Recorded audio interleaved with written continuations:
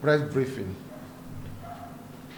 This week, November 10, will be 28 years after KEN SAROWIWA and 8 other Ogoni people were executed in an on-service gallows at the Port Harcourt prisons for committing no offense, but just to draw attention to the Ogoni environment and the loss of livelihoods.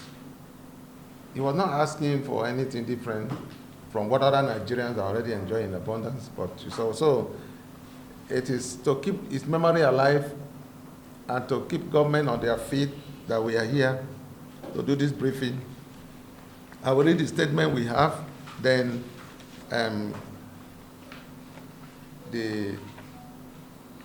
my colleagues here will say a thing, then you say there's something, then you ask some questions. I'm Celestine Akpobare. I'm the team leader at People's Advancement Center.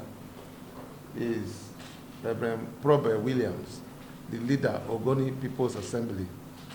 You already know your brother, Boti, Isaac, Social Action, Abuja. So, I've done the introduction, so I will just read the background. I will not read through all. I'll just speak to the paper.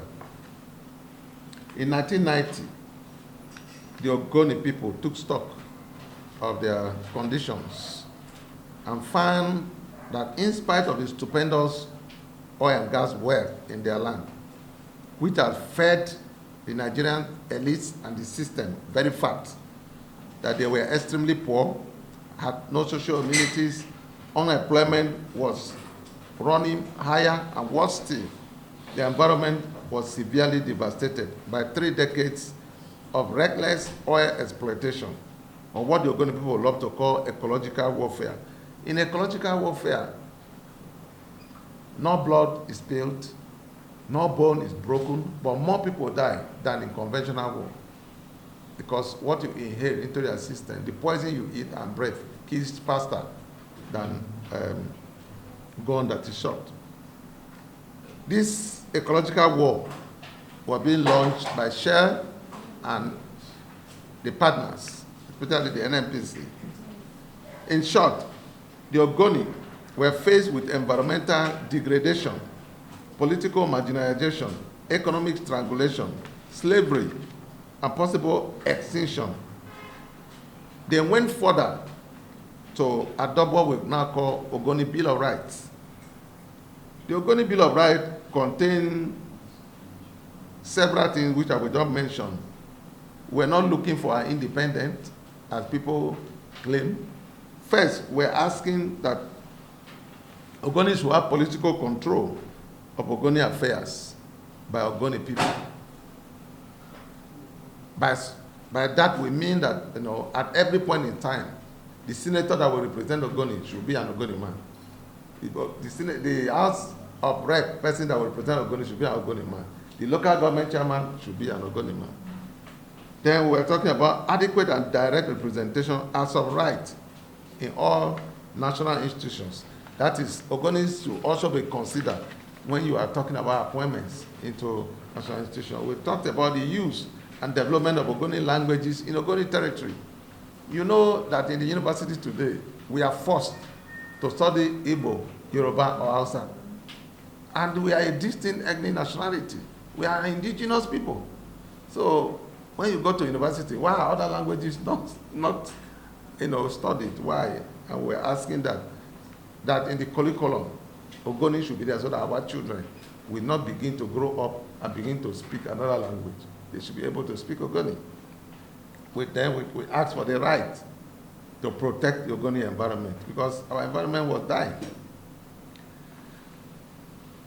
We said the response the Ogoni people got from the government was to send in the military to occupy Ogoni land. They went about killing people because they thought that the Ogoni were leading a campaign that was too dangerous. Because any campaign that touches on oil, which is the heartbeat of the economy, was becoming too dangerous for them. So they wanted to teach the Ogoni people a lesson so that other people will not play that kind of play anymore. And so their response was that hard. These troops wreaked havoc in Ogoni. Atrocities of all kinds were committed, including the destruction of communities, mass arrests, repression, rape, unjust detention, genocide, kangaroo trials and conviction of several Ogoni by a military tribunal set up by the military junta General Sani Abacha then. The height of this criminality perpetrated by the Nigerian state was the hanging of KEN SAROWIWA and 8 others in the morning hours of November 10, 1995. This was despite the outcry by the international community and the fact that the specified 30 days right of appeal was yet to expire. According to Reverend Nimobasi, the executive director, head of Mother Earth Foundation, 28 years and the injustice, ecocide, and sundry wounds inflicted on Ogoni continue to fester. KEN SAROWIWA spoke against this and was martyred, along with other Ogoni leaders, by the cannibal system. Now is the time to exonerate the martyrs and commence a Niger Delta-wide environmental restoration. The people have been patient. We have been patient enough. I want to draw your attention to 1999, when Nigeria returned to full-blown democracy in 1999. We were all in this country. 2 issues were plaguing Nigeria, June 12 and the Ogoni matter. We are all in this country. You saw how June 12 issue have been handled. In fact, in 1999, every presidential candidate of all political parties were Yoruba people, including Olufaraye. In fact, they had to go to prison to go and bring one who eventually became the president, just to settle that matter. You saw how President Buhari handled the issues of Abiola, how Abiola has been given the highest honor in the land, how Abiola has been recognized as a president, how a day has been set aside as a democracy day just to immortalize him.